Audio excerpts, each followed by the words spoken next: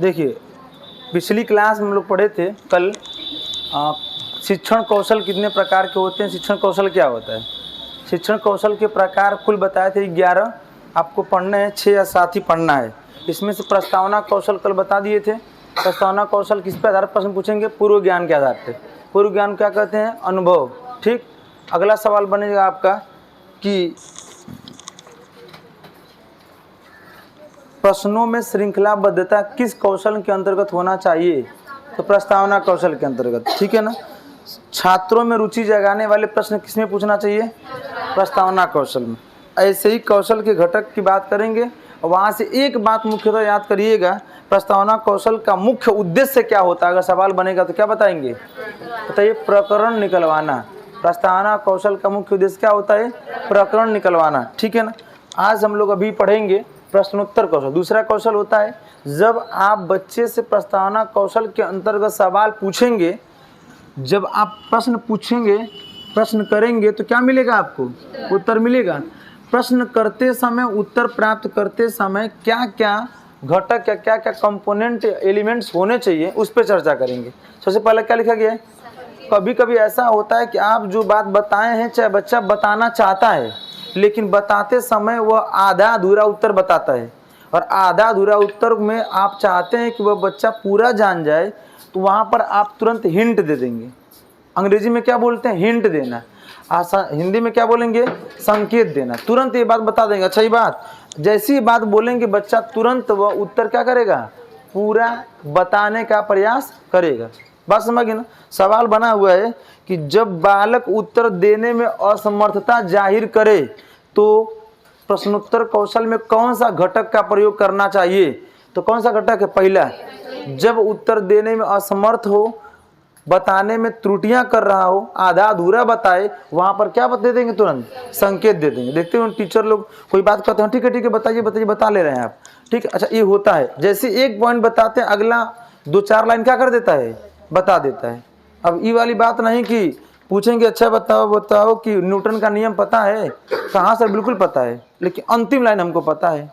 पर ठीक है, वही बताओ सर, इसी को न्यूटन का नियम कहते हैं। अभी थोड़े हो गया, बात समझिए ना।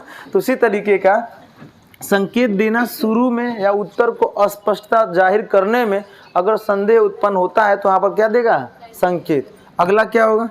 विस्तृत सूचना प्राप्ति। विस्तृत माने क्या होता है? संपूर्ण सूचना।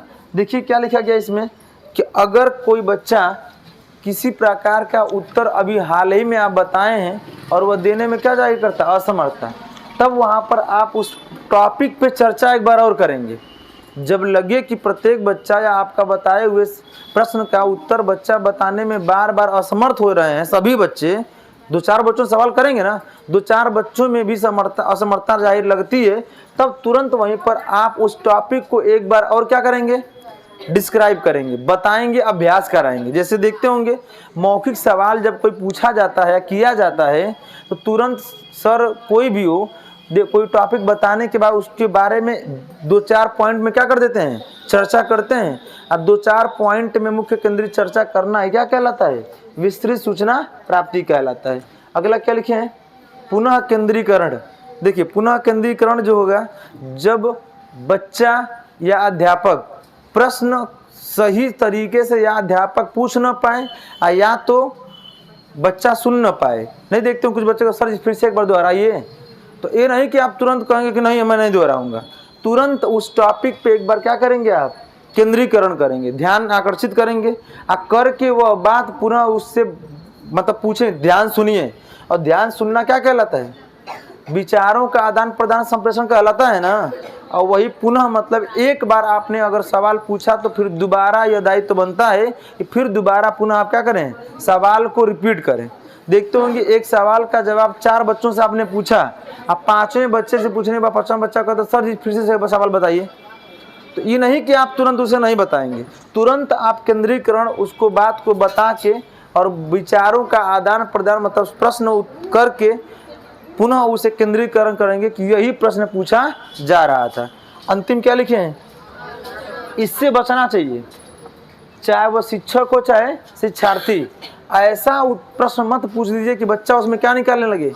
आलोचनात्मक। आलोचनात्मक सजगता में प्रश्न किससे पूछा जाता है?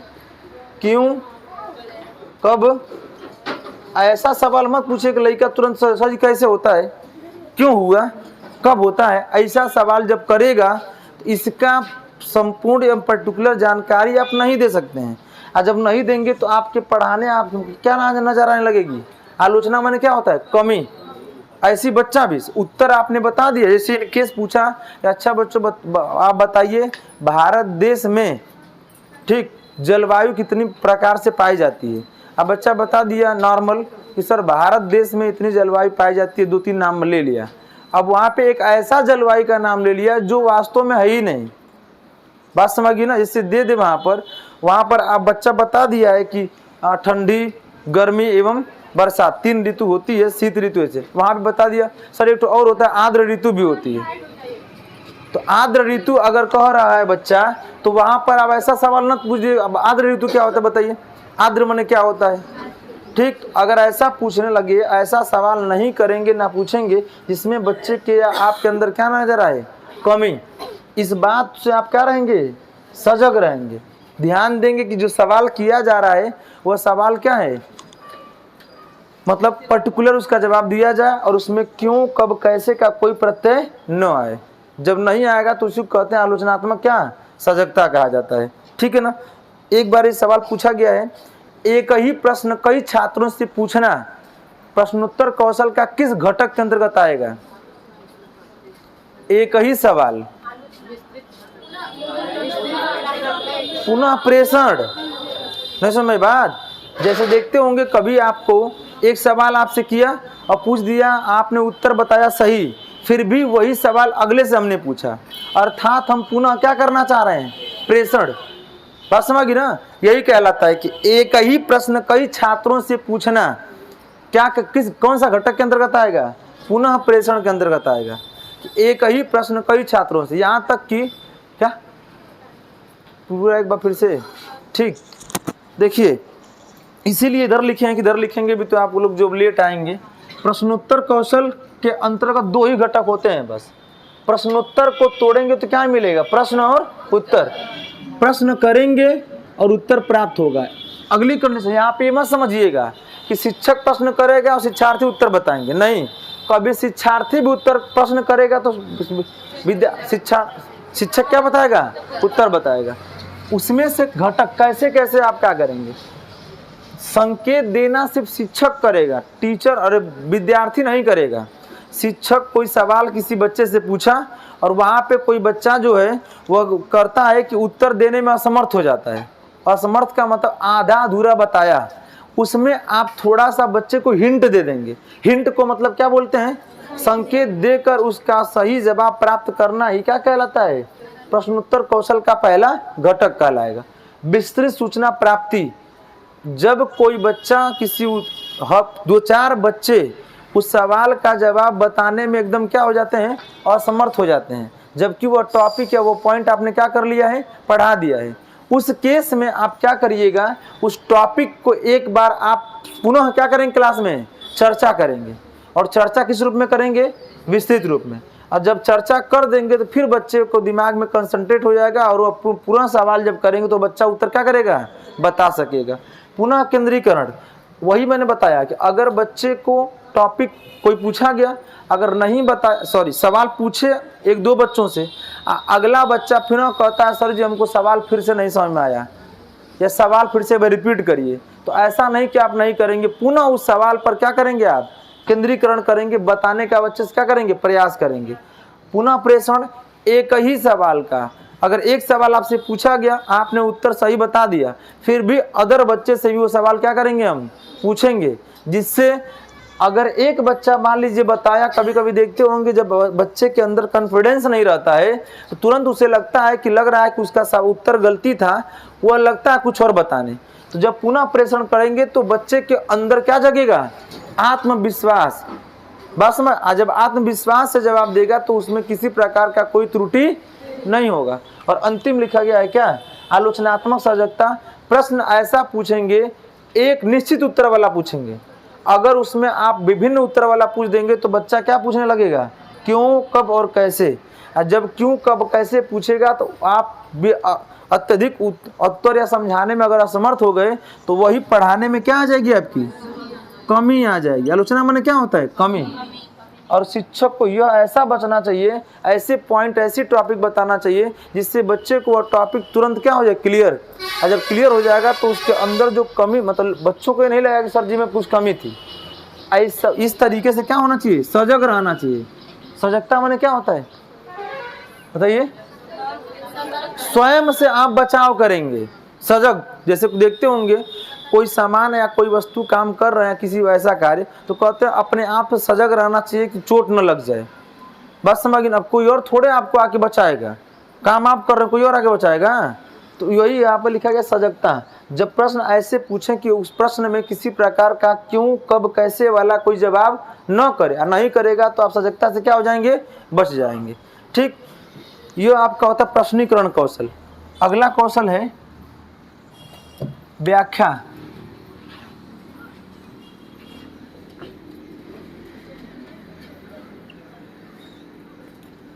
व्याख्या और व्याख्यान कौशल में कोई अंतर बताएगा? व्याख्या और व्याख्यान कौशल में अंतर कल बताया था हमने।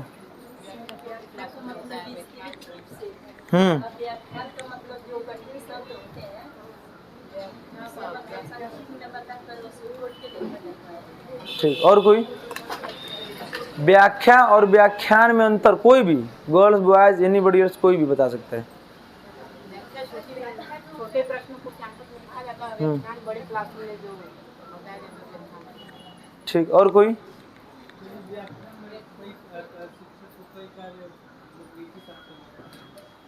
और सिंपल थोड़ा सा उसमें मॉडिफाई कर दीजिए। व्याख्या जो होता है, हाँ, जैसे लेक्चर, उसमें टॉपिक होता है। एक टॉपिक आज लिखा दिया और उसी पर क्या करेंगे, किसी विषय वस्तु को ध्यान में केंद्रित कर कर और उस पर लगातार चर्चा किया जाए तो वह क्या कहलाता है, व्याख्यान। किसी टॉपिक वाइज, किसी गद्यांश के हिस्से को, किसी पद्यांश के हिस्से को, या किसी पंक्ति को छोटी क्लास में कुछ लाइनों में, कुछ छोटे विषय वस्तु में क्या करना, बताना, एक्सप्लेन करना, अर्थात बच्चे को प्रस्तुत करना है, क्या कहलाता है, व्याख्या कहलाता है। जैसे देखिए पूछा गया सवाल कि जब विषय वस्तु को क्रमबद्ध कथनों एवं भाषण के रूप में प्रस्तुत किया जाता है तो किस कौशल के अंतर्गत आता है, तो व्याख्या कौशल के अंतर्गत। व्याख्या यही कहे, किसी विषय वस्तु को एक केंद्र मानकर या टॉपिक निर्धारित करके किसी बात पर लंबे समय तक चर्चा या भाषण देना क्या कहलाता है, व्याख्यान कहलाता है। थोड़ा सा अंदर समझ आ गया? टॉपिक, विषय वस्तु को आप ध्यान तो रखेंगे लेकिन व्यवस्थित कथन सिंपल है। व्याख्या में कथन को जरूर क्रमबद्धता रहनी चाहिए। अब क्रमबद्धता नहीं रहेगी तो आपका व्याख्या सही रहेगा। अगर आपको जहाँ पर और का प्रयोग करना वहाँ या का प्रयोग कर रहे हैं, और जहाँ या का प्रयोग करना है वहाँ पर इसलिए चूंकि का प्रयोग कर रहे हैं, तो वह कथन में तारतम्यता नहीं होगी। और जब नहीं रहेगी तो आपका व्याख्या का रहेगा, अप्रभावी माना जाएगा। बच्चों को यह लगेगा कि बस बेवजह का आके क्या दे रहे हैं, लेक्चर, उनको पता ही नहीं चल कि और अथवा इसलिए चूंकि का प्रयोग कहाँ करना चाहिए। और आपको पता है, जब आपको बताया जाता है क्लासों में लघु उत्तरी एवं दीर्घ उत्तरी प्रश्न को लिखते समय कहा जाता है 200, 300 या 400 शब्दों में लिखिए, तो उसमें गुरुजी लोग बताते रहे होंगे अंग्रेजी में भी कि जितने भी प्रीपोजिशंस या योजक शब्द होते हैं उनको नहीं जोड़ा जाता है। बताया क्या होगा? नहीं जानते हैं क्या? और अथवा चूंकि या इसलिए इसको नहीं जोड़ा जाता है। लेकिन यह तो आप वाक्यों को क्या कर रहे हैं, जोड़ने के लिए काम कर रहे हैं। शब्द जैसे मान लीजिए हमने लिख दिया कोई उदाहरण, वह घर को जाता है, मान लीजिए लिखा गया है, तो यह कितने शब्द लिखे गए इसमें उस वाक्य के दृष्टिकोण से? तो 1, 2 और 3, बस 3 शब्द हैं। यहाँ पर को है से कोई लेना देना नहीं है। तो अब इतना नहीं गिनने जाते हैं सब किताबिया में, हाँ, पेज के अकॉर्डिंग होता है। ठीक, देखिए क्या हो। तो अब यहाँ पे लिखेंगे घटक।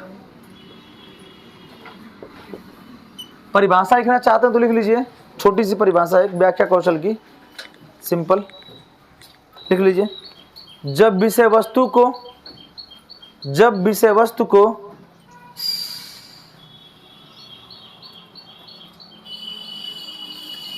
क्रमबद्ध एवं व्यवस्थित कथनों, जब विषय वस्तु को क्रमबद्ध एवं व्यवस्थित कथनों द्वारा भाषण के रूप में प्रस्तुत किया जाता है, व्याख्या कौशल कहलाता है। भाषण के रूप में प्रस्तुत किया जाता है, व्याख्या कौशल कहलाता है।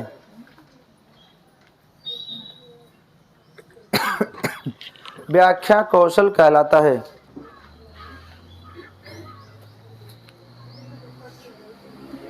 समझ में आया?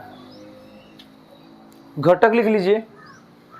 घटक पहला लिखिएगा कथनों की स्पष्टता, सॉरी कथनों में लिखिएगा, कथनों में अस्पष्टता। दूसरा पॉइंट लिखिएगा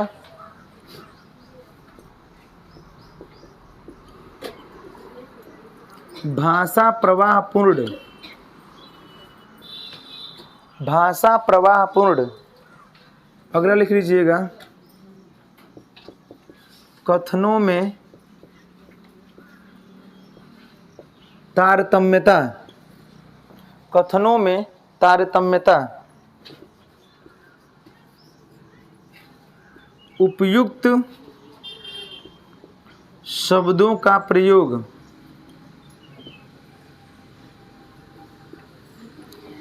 उपयुक्त लिखा गया है, उपयुक्त मत लिख दीजिएगा, उपयुक्त शब्दों का प्रयोग।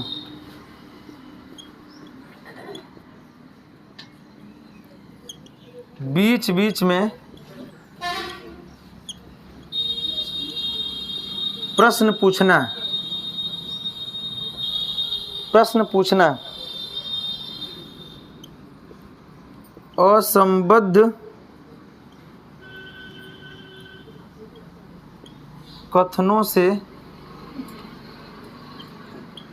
बचना, असंबद्ध कथनों से बचना।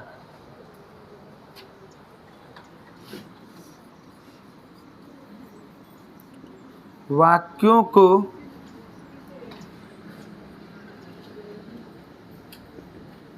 जुड़ने वाली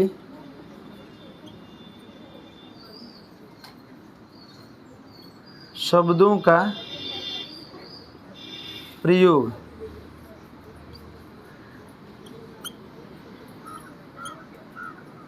जैसे कि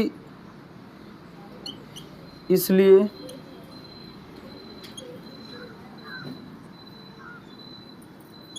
चूंकि, या, और, एवं आदि।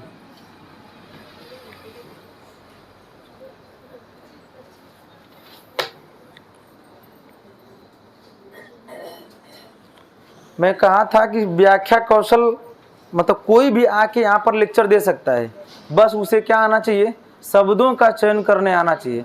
अगर शब्द का चयन करने उसे आता है तो वह आसानी से किसी भी टॉपिक पर अपनी बात को क्या कर सकता है, रख सकता है। इसलिए कि आप बीए 3 साल, बीए का मतलब होता है लेक्चर। बीए में कोई टीचर आके अगर लिखवाता है तो समझ लीजिए कि उसको आता होता नहीं है, सीधे बता रहे हैं हम।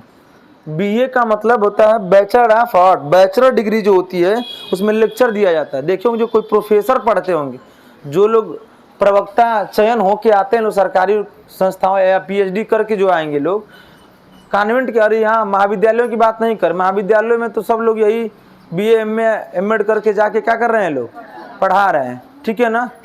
तो इसी के आधार पर जो लोग प्रोफेसर पीएचडी या एमएड करके आते हैं लोग, वो लोग वास्तव में ट्रेनिंग किए होते हैं। तो वो लोग जब आएंगे तो वहाँ पर देखेंगे ध्यान से, तो वो लोग जो हैं कि लेक्चर बस आएंगे, 4-5 बिंदु लिखेंगे, अरे मतलब क्या बोल रहे हैं, टॉपिक, और उसी टॉपिक पे पूरा 1 घंटे अर्थात 50 मिनट का लेक्चर क्या करेंगे, दे देते हैं। और वह असली में क्या है, लेक्चर है। वो बात समझी ना।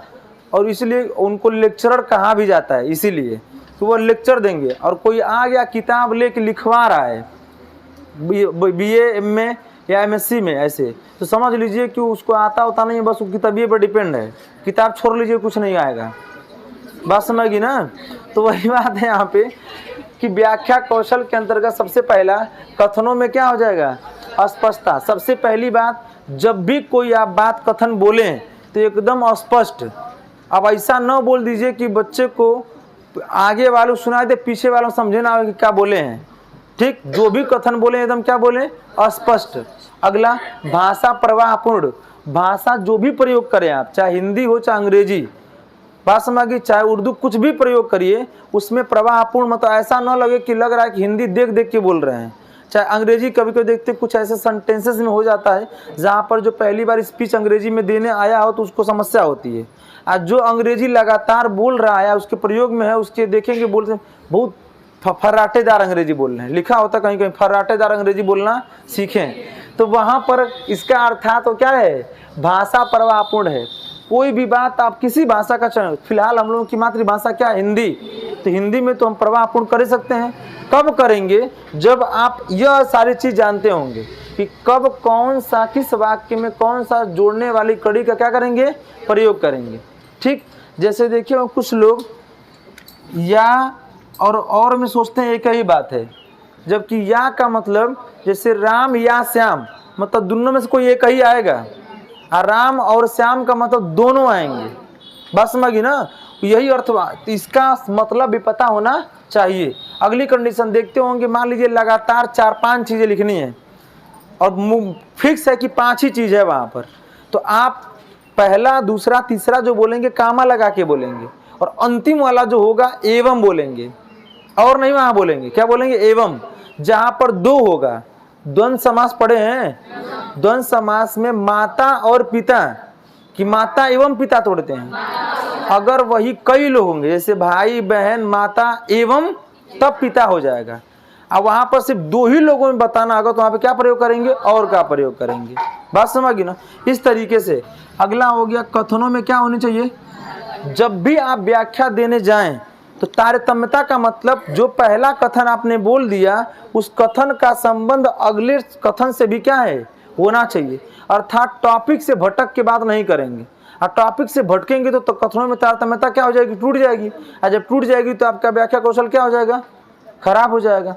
इसीलिए तारतम्यता का शाब्दिक अर्थ समझ रहे हैं क्या, प्रत्येक कथनों का संबंध उस टॉपिक से जुड़ा होना चाहिए, एक दूसरे से जुड़ा होना चाहिए। अगला है, उसमें शब्द का जो प्रयोग करें, जो टॉपिक आप व्याख्या दे रहे हैं उसका संबंध उस टॉपिक से क्या हो, जुड़ा होना चाहिए। जैसे देखते होंगे डिबेट करते हैं सर टीवी में, वो एकदम अनुपयुक्त करते हैं, टॉपिक दिया गया होता कौन और वो ले जा कहीं और बात करते हैं। यह नहीं होना चाहिए। जो टॉपिक दिया गया, इन केस जैसे आप ही लोगों को एक टॉपिक दे दिया जाए, बीएड में या बीटीसी में अंतिम सेमेस्टर में सेमिनार होता है आप लोगों का, बहुत कम लोग विद्यालय वाले कराते हैं। सेमिनार में टॉपिक दे दिया जाता है आपको और कहा जाता है सब लोग उस टॉपिक को तैयार करके आएंगे और उस टॉपिक पे क्या करेंगे, चर्चा करेंगे। आपको टॉपिक दिया गया था प्रदूषण और आप वहाँ पे जाके पॉल्यूशन बता रहे हैं, ठीक, और पॉपुलेशन बता रहे हैं, मतलब जनसंख्या वाला बता रहे हैं। मैंने बतावल गलत, जल प्रदूषण और ये ध्वनि प्रदूषण, तो आप जनसंख्या प्रदूषण बता रहे हैं, ठीक। तो थोड़ा सा टॉपिक हट के नहीं, जो टॉपिक दिया गया उस टॉपिक से संबंध रखते हुए और अंतिम में बताइए कि जनसंख्या वृद्धि होने की वजह से प्रदूषण क्या हो रहा है, बढ़ रहा है। ऐसी बात अभी नहीं कि आपको बताना है प्रदूषण, तो सबसे पहला जनसंख्या उठा दीजिए, वो नहीं है। पहले तो आपकी सुख सुविधाएं वो ना आपका है। जैसे इनकेस वर्तमान में सबसे अधिक आपका देख रहे हैं कि जल, इसलिए कि मनुष्य को 70% पानी चाहिए बॉडी में। तो जब पानी कहीं कहीं देखेंगे ऐसी जगह, यही एरिया की बात करें, अभी गर्मी चालू हो जून में ना, वहाँ का पानी ही मशीन छोड़ दी है। तो अब देखिए क्या होगा, जब आप इतना पक्का जमीन हो जा रही है कि जब पानी जमीन के अंदर अवशोषित होगा ही नहीं तो फिर पानी कहाँ से निकलेगा, तो जल स्तर क्या होता जाएगा, डाउन।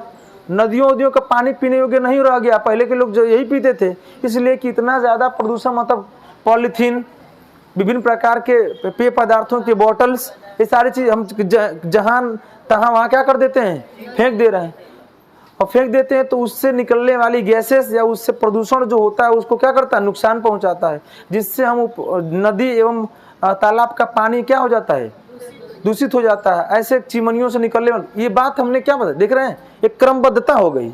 अब वहीं आप बता दिए एक टॉपिक कुछ और, एक टॉपिक कहीं और का, तब वहाँ पर क्या हो जाएगा, उपयुक्त शब्द का प्रयोग नहीं कहलाएगा और व्याख्या कौशल क्या हो जाएगा, अमान्य हो जाएगा। बीच बीच में अगर व्याख्या लंबा कर दें तो व्याख्या नहीं होगा, जानते हैं क्या हो जाएगा, व्याख्यान का रूप ले लेगा।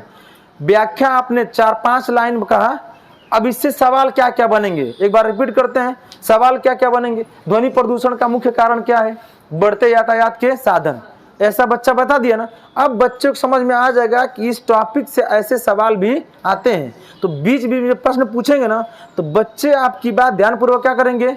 अगर व्याख्या बड़ा हो जाएगा तो पीछे बस इतना नहीं है तो सुनेंगे, पीछे वाला पता ना क्या बोला तो कुछ समझ ना आया था, तुरंत उसका माइंड डाइवर्ट और अपने में क्या करेंगे, आपस में बातचीत। आज जब बीच में प्रश्न पूछेंगे तो कहेंगे ध्यान सुन, अबे प्रश्न हो सकते पूछेंगे, अब प्रश्न का उत्तर बताने के चक्कर में आपका व्याख्या कौशल क्या होता जाएगा, बेहतर होता जाएगा। ठीक, और सभी बच्चे ध्यानपूर्वक क्या करेंगे, सुनेंगे भी। अब बात करेंगे असंबद्ध कथनों से क्या करना चाहिए, टॉपिक से हटकर कोई बात नहीं करेंगे, टॉपिक से हट के बात करेंगे, देखे होंगे एक आध टाइम तक अच्छा लगेगा, और टॉपिक से हट के जब बात करेंगे तुरंत कुछ बच्चे कंप्लेन, सर जो टॉपिक है वो पढ़ाइए, क्या ऐसा बता रहे हैं, नहीं कह देते हैं, तब वहाँ पे अपने आप को क्या होने लगेगा, थोड़ा सा झेप होगा, और झेप जब फील होगा तो आपको जो पढ़ाने वाला तारतम्यता होगी अपने आप क्या हो जाएगी, टूट जाएगा। तो ऐसा प्रयोग ना करिए जो उस टॉपिक से संबंध ना रखता हो, उसी टॉपिक का, उसी कथन का प्रयोग करेंगे जो उस टॉपिक से क्या रखता हो, संबंध रखता हो। वाक्यों को जोड़ने वाले शब्दों क्या करेंगे, प्रयोग, वही बात जहाँ की, इसलिए, चूंकि, या, और, अथवा, तथा का कहाँ पर प्रयोग किया जाना चाहिए, इन सब का ध्यान रखते हुए अपने विषय वस्तु का चयन करके कोई भी कथन बच्चों के सामने क्या करना चाहिए, प्रस्तुत करना चाहिए। बात समझ गई ना। देखते हो जैसे टॉप लेवल बढ़ता जाता है, शब्द चयन करना भी आपका बेहतर होने जाता है। जो टॉपिक, जो बात आप छोटी क्लास का इस्तेमाल कर रहे थे कथन में, वही काम बड़ी में नहीं कर पाएंगे, बड़ों में करेंगे तो आपका कहेगा एकदम छोटी छोटी बात बता रहे थे। आज जब आप प्रस्तुत शब्द, ऐसे ऐसे शब्द का प्रयोग करेंगे, बच्चों को लगेगा कि हाँ इनके बातों में क्या थी, दम, और यह बात जब होगी तब आपका व्याख्या कौशल क्या रहेगा, बेहतर माना जाएगा। ठीक, देखते होंगे छोटी क्लास में जब कोई बच्चा कोई अपनी व्याख्या प्रस्तुत करने जाता है, मान लीजिए, या कोई सॉन्ग गाने, वहाँ पर इतनी ये बात बोलता है कि कोई अगर बच्चा बोल दिया तब कि आदरणीय गुरुजन एवं भाइयों एवं, हाँ वह मान लीजिए, ठीक, तो ठीक, मुझसे हमसे जो त्रुटि होगी क्या करेंगे, इतनी बात बोल के अपना काम शुरू। लेवल के आ जाएंगे तो उस मंच पे जितने लोग बैठे रहेंगे सबको क्या करना है, संबोधित करेंगे, और उसके बाद तब बोलेंगे भाइयों एवं भाइयों के मतलब बहनों, ठीक, ऐसा बोलेंगे। तो उस तरीके का प्रयोग करेंगे। नहीं समझ में आया, इसे बहुत बड़ी बात सबको समझ में नहीं आता है, ठीक है। तो ऐसे का प्रयोग करेंगे। अगर आप नहीं करते हैं तो अगले आपको लगेगा कि ऐसा बोलने से हमारा क्या होगा, मतलब छाप छूटेगी। अगर आप डायरेक्ट जाके बोलने लगते हैं तो कोई जान ही नहीं पाएगा। और जब ऐसा बात का चयन करें तो सब लोग ध्यान देंगे कि सब माए बैठे उनका नाम लेंगे तो लोग ध्यान भी करेंगे कि हाँ कौन किसका नाम क्या है। बात समझ गई ना। इस तरीके का ही प्रयोग किया जाना चाहिए। और इसका एक ठो अलग से कोर्स होता है, बताए थे पर्सनालिटी डेवलपमेंट का। जो लोग प्रोग्राम होस्ट करते हैं उन लोग कोर्स करते हैं। आप ये मत सोचिए कि एंकरिंग करना बहुत छोटी चीज़ है। बात समझी ना। हर टॉपिक पे कोई बोल के गया तो उसकी एक थोड़ी सी 2 मिनट के लिए उसकी महत्ता के बारे में आपको क्या है बताना है। फिर अगले को बुलाना है तो किस टॉपिक पे बोलना हो आपको पता होगा। तो उसके लिए थोड़ी सी आप अपनी बात को रखेंगे कि मान लीजिए वो बच्चा आया और माँ पे बोलना चाहता है तो आप बोलेंगे कि आप कुछ 2-3 बात माँ के बारे में बोल के बोलेंगे। इस बात को बेहतर तरीके से समझाने के लिए अगले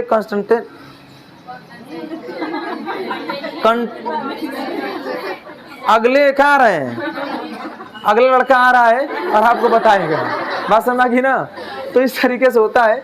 यह कौन सा कहलाता है व्याख्या कौशल। मान लीजिए नहीं आ रहा बोलने, बस कोई बोल के दिखा ना दे बड़ा और कैसे बोलना है नहीं मैं उसको क्या बोलता है कंसल्टेंट की दिस जो होता है ठीक, तो ऐसे होता है वहाँ पे जो लोग उसी को हिंदी में बोलते हैं प्रतिभागी, उसी को हिंदी में क्या बोलते हैं, प्रतिभागी कहा जाता है। ठीक, हिंदी प्रयोग करिए, अंग्रेजी मत बोलिए, ज़्यादा अंग्रेजी मत बनिए आप लोग, हिंदी तो राष्ट्र है। ठीक है, चलिए अगला है आपका पुनर्बलन कौशल। हाँ, कह रहे हैं इनके नाम होता तो कहा था कि पुनर्बलन कौशल। पुनर्बलन कौशल, इसको अंग्रेजी में क्या बोलते हैं, रीइंफोर्समेंट। अंदर से आपके प्रकार की एक एनर्जी होती है, और जब आपको कोई पुनर्बलित कर देता है तो आप पुनः दोबारा उस सवाल का जवाब बताने के लिए क्या हो जाते हैं, अग्रसर हो जाते हैं कि अगर फिर मैं बताऊंगा तो फिर मुझे पुनर्बलन दिया जाएगा। पुनर्बलन का अर्थ यह होता है, कोई बताएगा, शाबाशी देना होता है, लेकिन फिर भी उसको परिभाषा पूछेगा तो क्या बताएगा, शिक्षक उसको क्या करता है, किस रूप में बताता है,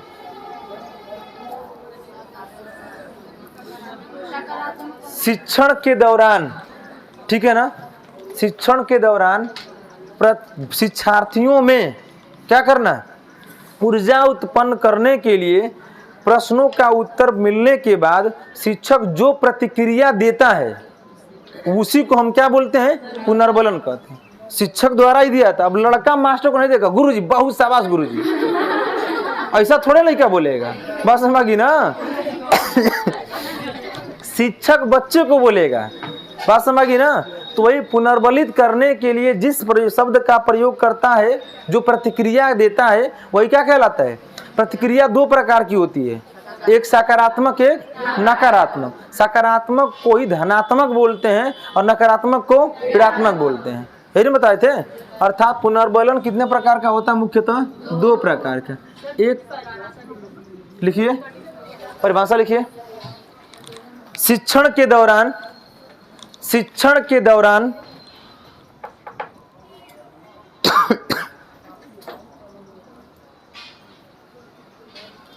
शिक्षार्थियों द्वारा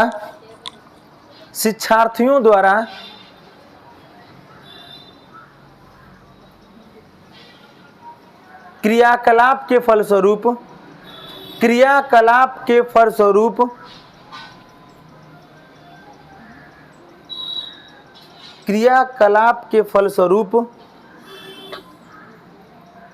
दिया जाने वाला प्रतिक्रिया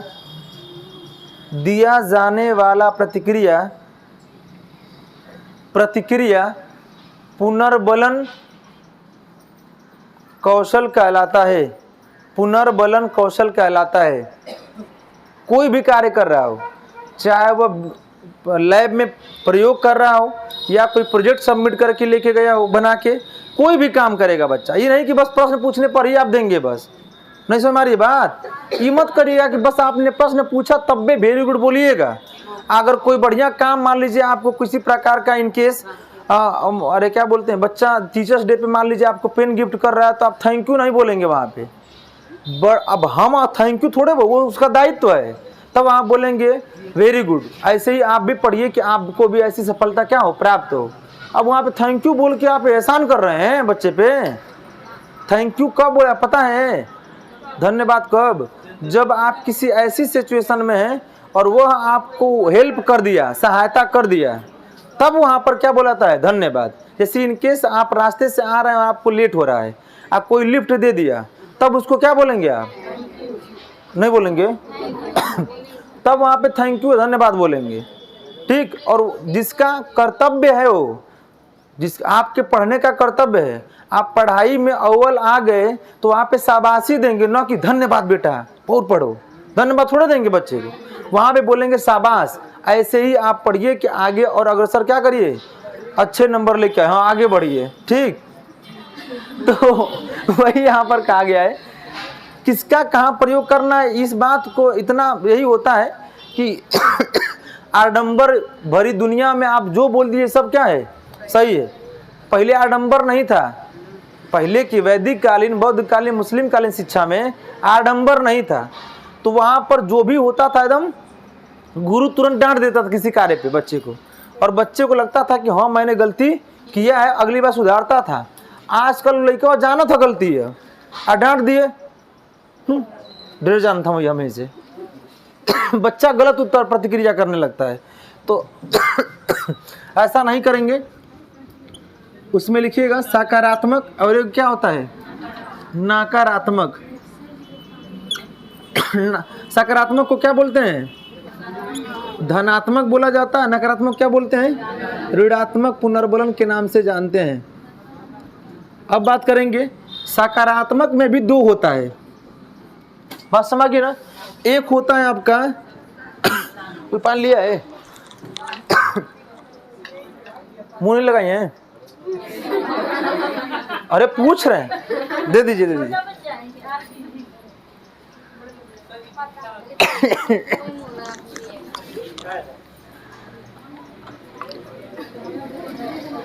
कोनो बात ना, गाँव में कही कौन दिक्कत है।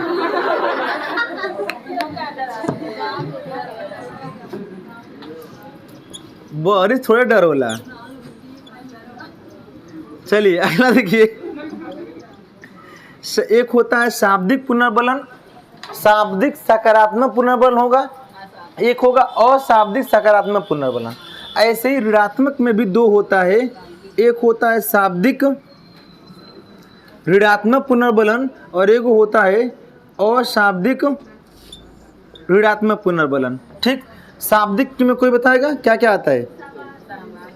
हाँ, यहाँ पर आप दे सकते हैं शाबाश, बहुत अच्छा,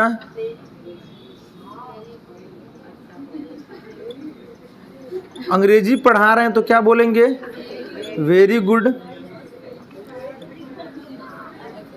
क्या बोल सकते हैं और एक्सीलेंट। और भी अगर बोलना चाहते हैं तो आप लिख सकते हैं अति उत्तम। इतना शब्द का प्रयोग कर सकते हैं बच्चे के लिए, बात समझ गई ना। जैसा वो देगा शाबाश, बहुत अच्छा, वेरी गुड, एक्सीलेंट एवं अति उत्तम शब्द का अगर प्रयोग करते हैं आप तो वह कहलाएगा शाब्दिक सकारात्मक कहलाएगा। यह बच्चा पाते ही, पूरी क्लास भरी है, मान ली 100 बच्चों का, और किसी बच्चे को आपने खड़ा कराया, कोई सवाल आपने पूछा, कोई टॉपिक आपने पूछा, बच्चा उसका उत्तर दे देता है। अगर आप उससे बोलते हैं कि वेरी गुड, एक्सीलेंट, बहुत अच्छा, तो उस बच्चे के अंदर लगेगा कि इस पूरी क्लास में हमको सर जी क्या बोले हैं, बहुत अच्छा बोले हैं, प्रोत्साहन स्वरूप हमको पुनर्बलन दिया गया है। तो अगली बार वो बच्चा कहेगा कि ऐसे ही मैं पढ़ूंगा तो मुझे हर बार टीचर के द्वारा क्या किया जाएगा, पुनर्बलित किया जाएगा, प्रोत्साहित किया जाएगा। अशाब्दिक में क्या क्या होगा, संकेत देना। हाँ, वहाँ पर आप दे सकते हैं मुस्कुराना, पीठ थपथपाना, ठीक। उसके बाद कह सकते हैं अंग्रेजी में वेरी बैड, गुड बोलेंगे, और सॉरी, इसमें बोलना ही नहीं है, अगला लिख देंगे मुस्कुराना, पीठ थपथपाना। उसके बाद हो जाएगा पुरस्कार देना, इसके बाद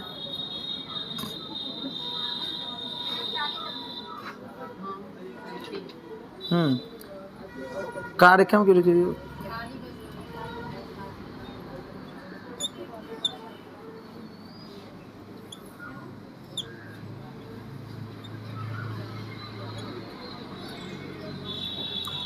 ठीक। यह सब जो है वो अशाब्दिक सकारात्मक के अंतर्गत आएगा। बोल दे रहे हैं फिर से, अशाब्दिक सकारात्मक पुनर्बलन के अंतर्गत मुस्कुराना, पीठ थपथपाना, पुरस्कार देना, या ताली बजाना, या ताली बच्चों से क्या करना, क्लैपिंग कराना, ठीक है ना। एग्जाम में आप क्लैपिंग भी दे देगा डायरेक्टली, दिमाग में रखिएगा। ये बात समझ में आ गई ना। मुस्कुराना का मतलब कि दांत नहीं दिखाएंगे आप, दांत दिखा देंगे सब बच्चे क्या हो जाएंगे, डिस्टर्ब होंगे, बात समझ गई ना। इसलिए कि मुस्कुराने की प्रतिक्रिया परीक्षा हाल है, आप उसमें टहल रहे हैं बच्चे, या टेस्ट दे रहा है बच्चा, अगर आपके बताए हुए प्रश्न का जवाब सटीक और सही लिख रहा है या दे रहा है, तो आप उसे एक मुस्कुरा के क्या कर सकते हैं, दे सकते हैं कि हाँ आप सही लिख रहे हैं। इससे बच्चा पुनर्बलित हो जाएगा और अगले प्रश्न का उत्तर सुचारू रूप से क्या करेगा, देगा। ऐसे ही अगर हंस देंगे तो आपको पता ना, हंसी तो ऐसा मैडम लोग नहीं करेंगे, ठीक। अगला क्या लेके आप पीठ थपथपाना, छोटी क्लास है, प्राथमिक में आप सिर्फ पीठ थपथपाएंगे। जो अपर वाली क्लास में उसमें बच्चों का आप थपथपा सकते हैं लेकिन लड़कियों का नहीं। यह बात लिखी गई है एनसीएफ 5 में। इसके पहले ऐसा होता था, इस बात को हटा दिया गया है। इससे बहुत लोग जो था वो गलत बिहेव कर रहे थे, इससे हटा दिया गया कि आप प्राथमिक कक्षा में बच्चे को आप पीठ थपथपाने का मतलब ऐसे सबासी थोड़ा होता है ना कि गए एक मुक्का कष्ट दौड़ दिए लेके आए थे, अरे बाप, ऐसा नहीं, ठीक। बस थपथपाना का अर्थ किससे हो जाएगा, वो शाबाशी देने से न बोलकर, अर्थात आप क्या कर रहे हैं, पीठ थपथपा के दे रहे हैं। पुरस्कार देना, पुरस्कार भी देखते होंगे, first prize, second prize, third prize दिया जाता है कि उस बात को देखकर कि इस क्लास में बैठे हुए बच्चा ही फर्स्ट प्राइज आ रहा है, अगर अगली बार मैं मेहनत करूंगा तो मुझे भी पुरस्कार दिया जाएगा। और अगला, ताली बजाना, किसी प्रकार के बेहतर रिस्पांस, रिजल्ट एवं कोई बेहतर प्रतिक्रिया बच्चा कर देता है तो तुरंत उसे पुनर्बलित पूरे बच्चों के द्वारा कराना चाहते हैं तो आप क्या बजाएंगे, ताली। यह बात आपको बताई गई होगी जब बीएड बीटीसी किए होंगे तो आपको स्काउट गाइड क्या बताया गया होगा ना। ताली बजाने का शाब्दिक अर्थ वही होता है, आप लावा फोड़ने वाली ताली नहीं बजाएंगे। वो कब बजाया जाता पता है, अल्टरनेट ताली कब बजाया जाता बताइए, अल्टरनेट स्वागत के लिए स्वागत ताली बजाया जाता है, बात समझिए ना। अल्टरनेट ताली तब बजाया जाता है जब किसी बिना टॉपिक के कोई बात कही जाए और उस पे किसी प्रकार का आपको मजा आए, तब वहां पर अल्टरनेट ताली बजाना चाहिए। लेकिन अगर कोई मान लीजिए आया और बेहतर भाषण देके गया है जो आपके जीवन में परिवर्तन ला सकता है, तो उस कंडीशन में आप 1 2 1 2 3 वाली ताली क्या करेंगे, आप बजाएंगे, जो स्काउट में आपको क्या करी होगी, बताई गई होगी। बात समझिए ना। अल्टरनेट ताली तब होता है जब अनायास कोई बात कही जाए, उस केस में आपको पुनर्बलन देना हो या ऐसे करना हो, तब वहां पे क्या बजाते हैं, अल्टरनेट ताली। बात समझिए ना। समझिए कि बस आनंदित होने के लिए, नहीं तो सम्मान देने के लिए हर्ष ताली भी बजवाया गया होगा आप लोगों को। हर्ष ताली अलग होगी, क्या बोलते हैं, स्वागत ताली अलग हुआ होगा आपको। उसके बाद विशेष ताली भी, अगर कोई विशेष अतिथि आ गया हो और उसके लिए आपको बजाओ तो अलग विशेष ताली। ऐसे विभिन्न ताली आपको क्या की गई होगी, बजाई गई होगी। उसके बजाने का एक और साइंटिफिक रीजन भी बताया गया होगा कि तालियों के बजाने से आपके बॉडी का संचार क्या रहता है, सही रहता है, शुद्ध रहता है। इससे बजाने से जो नसें होती हैं ये पूरा दिमाग तक क्या होती हैं, जाती हैं। इससे बहुत फायदे होते हैं। आप देखेंगे यहाँ पर पार्कों में सुबह सुबह तो हंसने और ताली बजाने के लोग क्या करते हैं, प्रैक्टिस करते हैं, नहीं देखें ऐसा। तो इस तरीके का किया जाता है। तो ये सब करेंगे, सकारात्मक में आ जाएगा। नकारात्मक में लिखिएगा, शाब्दिक में, नकारात्मक में शाब्दिक में लिखिए, नकारात्मक पुनर्बलन में लिखिएगा शाब्दिक में, वेरी बैड, वेरी बैड लिख नहीं रहे, लिखिए, जगह थोड़ी कम है। ऋणात्मक वाले के शाब्दिक में लिखिएगा वेरी बैड, बहुत खराब। अगला, बहुत खराब। अंग्रेजी पढ़ा रहे होंगे तो क्या बोलेंगे, वेरी बैड। हिंदी होगा तो क्या बोल देंगे, बहुत खराब। अगला लिखिए बेवकूफ, बेवकूफ। गधा, तो गधा नहीं लिखिएगा, गधा होता है, गधा कहीं के, ऐसे बोलना चाहिए। गधा ऐसे नहीं बोलेंगे आप, गधा कहीं के ऐसे बोला जाता है, गधा, ठीक।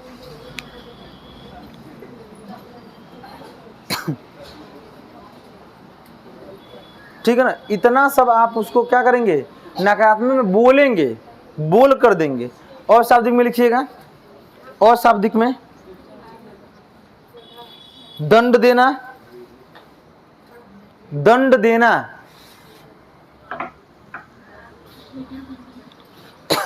दंड देना मतलब वही छड़ी से मार देना या मुर्गा बना देना या मछली बना देना, जो कर दीजिए, ठीक। या क्लास से बाहर निकाल दे, मतलब निकाल के क्लास में ही खड़ा करा देना, इस तरीके का दंड देंगे। ऐसा कोई दंड नहीं देंगे जो बच्चे को शारीरिक रूप से क्या पहुंचाए, मतलब हानि पहुंचाए, ऐसा नहीं करेंगे आप, ठीक। अगर छड़ी से मारते हैं तो एक आध छड़ी, अब वो ना कि इतना तोड़ दे छड़ी टूट जाए लइको टूट जाए, ऐसा नहीं मारेंगे। अगर लिखिएगा चाटा दिखाना, चाटा दिखाना, चाटा दिखाना। अगला आंख दिखाना, आंख दिखाना। आंख दिखाने का अर्थ ऑब्लिक करके लिख लीजिएगा तरेरना, तरेरना। नहीं समझ रहे तरेरना? अरे बहुत, हाँ घूरना, वाह घूरना कुछ और भी हो सकता है। एक होता है ताकत है बेरी बेरी, ठीक है, वो हो जाएगा, ठीक वो नहीं है यहाँ पे। ऋणात्मक का मतलब यहाँ पे कि दंड देना, किस तरीके का, चाटा दिखाना। कोई बच्चा दूर से कोई बदमाशी कर रहा है, आप उसे क्लास मतलब परीक्षा हाल में चाहे से हैं बार बार परेशान कर रहा है, दूर से आप दिखा सकते हैं, ऐसे दिखा देंगे। अब तो ऐसे दिखा रहे हैं सब, अरे तब वो कर रहा, ठीक है। अगला है आँख दिखाना, यही तरह आँख, जैसे कभी कभी होता है, ऐसे जिनका शादी उदी हो गया होगा उनको पता होगा, ऐसे मान लो कोनो काम में कहीं गए, वो कुछ ऐसा काम कर रही है, वो बोल ना पाओ था बेचारा, तो कहीं आज ऐसे ताकेंगे, बेचारी पीछे घुसक जाले। ये लिए कि हम देखते रहते हैं कौन के क्या कर रहा है। अगर आप कहीं गए और आप एनालिसिस नहीं कर रहे हैं तो इसका मतलब बस खाए गए लो, समझ लो। आप जाइए तो परिस्थितियों का अवलोकन करिए, ठीक, हर प्रकार के परिस्थिति का अवलोकन करना चाहिए। जो ऐसा नहीं कि वो मास्टर नहीं, समझ लीजिए, तभी तो आके व्यवस्था को बताएगा, और नहीं तो फिर गया खा के चला है, क्या मतलब है, ठीक।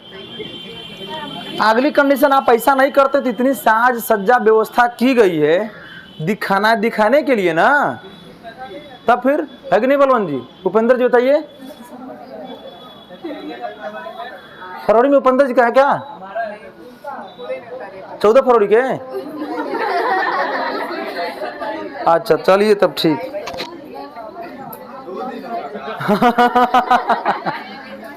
चलिए, ये था आपका पुनर्बलन कौशल, ठीक। अगला लिखिएगा दृष्टांत कौशल।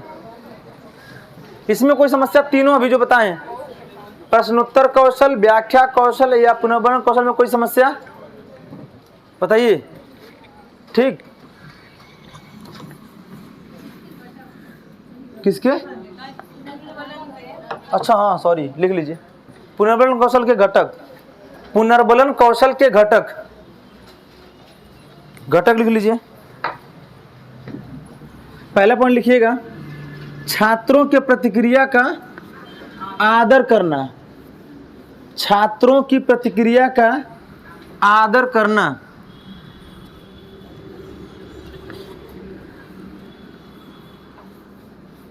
छात्रों की प्रतिक्रिया का आदर करना।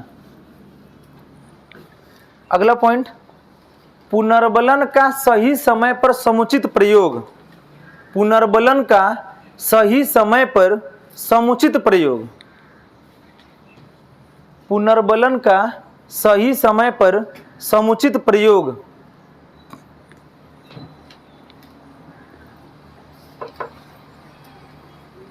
पुनर्बलन का सही समय पर समुचित प्रयोग। अगला लिखिए, धनात्मक पुनर्बलन का, धनात्मक पुनर्बलन का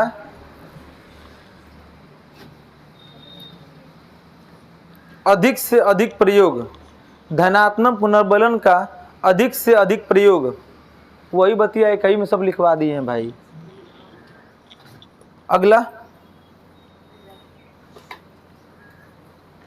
ऋणात्मक पुनर्बलन में न्यूनता, ऋणात्मक पुनर्बलन में न्यूनता,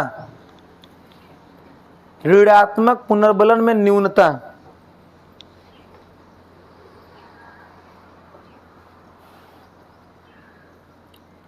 और अगला अंतिम एक ठोर लिख लीजिएगा, ठीक।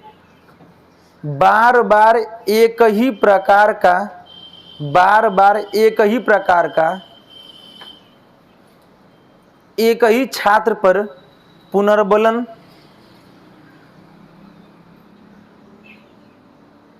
न देना या न दिया जाए, लिख सकते हैं। बार बार एक ही प्रकार का एक ही छात्र पर पुनर्बलन न दिया जाए या नहीं देना चाहिए।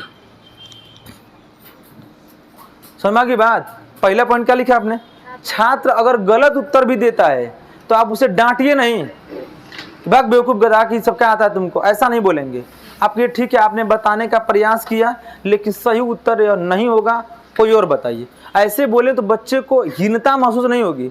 अगर डायरेक्ट डांट देंगे या किसी प्रकार का प्रत्युत्तर देंगे तो बच्चे के अंदर लगेगा कि मुझे क्या कर रहे हैं, इतनी क्लास में डांट दिए। ठीक, अगला लिखा गया पुनर्बलन का क्या करेंगे, सही समय पर समुचित प्रयोग। ऐसा भी नहीं कि आप बार बार छोटा कुछ भी काम, अगर आप कोई बच्चा है आप उससे पेन मांग दिए 2 मिनट के लिखने के लिए तो बोलेंगे बहुत अच्छा, वेरी गुड, शाबाश। बात समझिए ना। दंड भी पुरस्कार भी देना चाहते हैं तो ऐसा नहीं कि छोटा काम किया आप पुरस्कार दे दिए बड़ा। ठीक, अब छोटा काम किया निकाल के अपना मोबाइल दे दीजिए, लो बाबू, ऐसा काम नहीं करेंगे। समय पर सही एवं समुचित कितना देना। अब बच्चा किया है काम बस वेरी गुड वाला, और उसको दे रहे हैं वेरी गुड, बहुत अच्छा, डबल ट्रिपल स्टार सब दे रहे हैं। ठीक है ना, ऐसा नहीं। जहाँ पे आप शाब्दिक लिखे सकारात्मक ना, वहाँ पर उसके नीचे में स्टार भी बना लीजिएगा और इमोजी भी लगा लीजिएगा। ठीक, और बैड वाला में लिख लीजिएगा इमोजी ऐसे बना के, आइए बस घुमा दीजिएगा। ठीक, अशाब्दिक नकारात्मक में यह बात आप लगा लिख सकते हैं, और शाब्दिक सकारात्मक में और अशाब्दिक सकारात्मक में इसको, यह मुस्कुराने वाला सिंबल है, इमोजी जान नहीं, इमोजी ना, ये अभी वर्तमान में शिक्षक द्वारा क्या किया जा रहा है, प्रस्तुत किया जा रहा है। स्टार, एगो सिंगल स्टार, एगो एक तो बना लिया नहीं। ठीक, ऐसी डबल या ट्रिपल स्टार, अब चरपल भी नहीं देंगे। अब वो नहीं कि आप 4 को स्टार दे देंगे बच्चे को, 3 स्टार से अधिक नहीं। ठीक, 3 स्टार देने का मतलब सबसे एक होता है ना, गुड, बेटर और बेस्ट। 3 स्टार का मतलब हो गया क्या, बेस्ट। अब 3 के बाद 4 स्टार देने का प्राविधान है ये नहीं है, बात समझिए ना। तो ऐसा नहीं काम करेंगे। अक्सर ही ऋणात्मक पुनर्बलन में धनात्मक पुनर्बलन क्या करेंगे, अधिक से अधिक आप क्या करिएगा, धनात्मक पुनर्बलन ही दीजिएगा। ठीक, और न्यूनता का मतलब जब बच्चा एकदम अति सक्रिय हो जाए, जब कंट्रोल से एकदम क्या हो जाए बाहर, तब आप क्या करिएगा, ऋणात्मक पुनर्बलन को देने का क्या करेंगे, प्रयास करेंगे। और बार बार ऐसा नहीं कि एक बच्चे को आपने बच्चा उत्तर बता दिया तो आप बार बार उसी बच्चे को बस very good very good very good दिए जा रहे हैं, नहीं। वो बच्चा अगर उत्तर देता है बार बार तो आप कहिए अच्छा ठीक है आप बाद में बताइएगा, अगले से बताइए, जिससे प्रत्येक बच्चे को भी ध्यान देंगे। ऐसा नहीं कि एक ही बच्चा बार बार उत्तर दिया जा रहा है, बार बार उसी का पुनर्बलन दिए जा रहे हैं, यह भी नहीं करना चाहिए। बात समझ गई। यह होता है पुनर्बलन एवं पुनर्बलन के कौशल। ठीक, कल हम लोग पढ़ेंगे दृष्टांत कौशल या अदर जो बचे हुए हैं। ठीक, कुछ पूछना है, किसी कुछ पूछना है, जितना पढ़ा दें